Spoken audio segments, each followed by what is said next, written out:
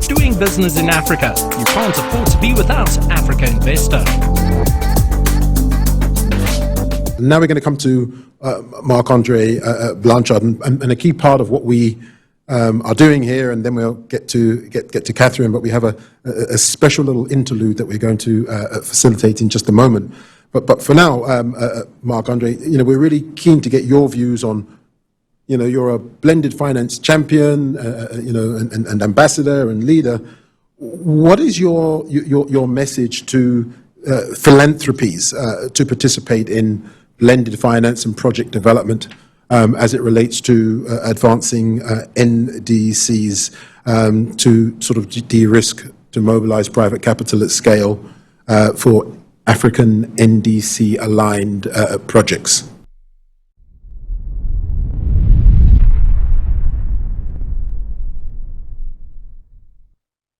Thank you, Hubert, and thank you. I'm very happy to be here and with the panelists, and I want to salute your leadership and your resilience in your leadership, Hubert. It's really, so thank you. If I could, yes. if I could just interject just one second. We have two VVIP guests and friends. We have Her Excellency Ramotulaye Diallo Ndiaye, the founder and CEO of the Great Green Wall of Africa Foundation. And we have, please help me welcome Her Excellency Josepha Leonel Cornella Sacco, who is the Commissioner for Agriculture, Rural Development, Blue Economy, and Sustainable Environment at the African Union Commission. You're welcome. Yeah. Well, Excellencies, thank you. So I'll just, for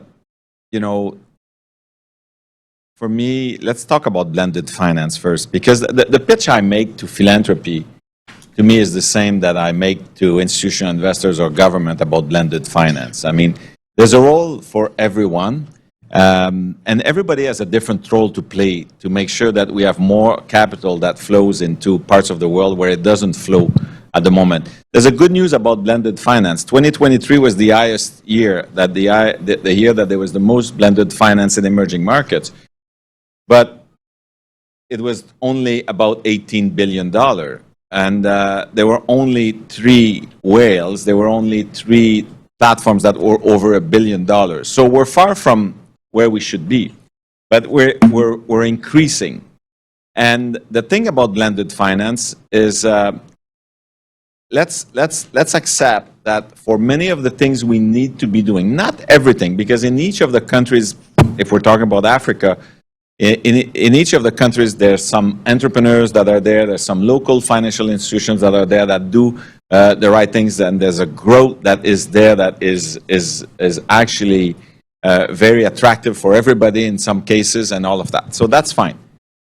For very big, substantial transaction where my institutional investors can play a role.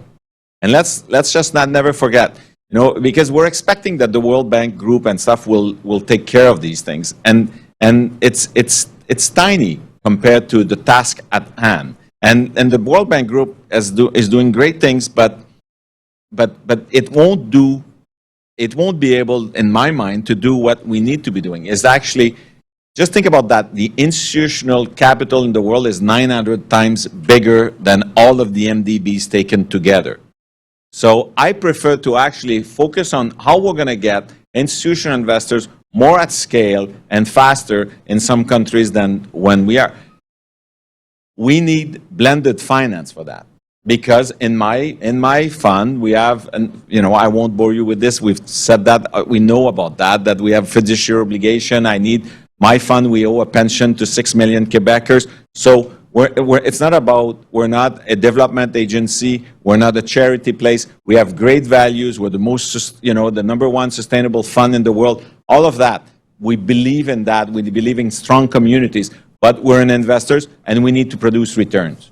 So, how do we do that? The risk-return equation is actually not the right one for many things that we need to be doing, not only in sub-Saharan Africa, but also in my country, in Canada. And so there are some of the same challenges. Like we need to build infrastructure actually where there's no market for it. But it's needed for adaptation or all of it. So we need to talk about blended finance. We are doing it in Montreal with a light rail train for 67 kilometers. It's a blended finance facility with us, the government of Canada, the government of Quebec, cities, blah, blah, blah, the energy producers and all of that. So we need the same thing in large parts of Africa. How are we going to get there? We're going to get, and philanthropy has a role to play. But philanthropy, you know, we all think that there's a deep pocket that will come just for charity reasons. Yeah, there are some people like Gates that does that, but very few. What do they want?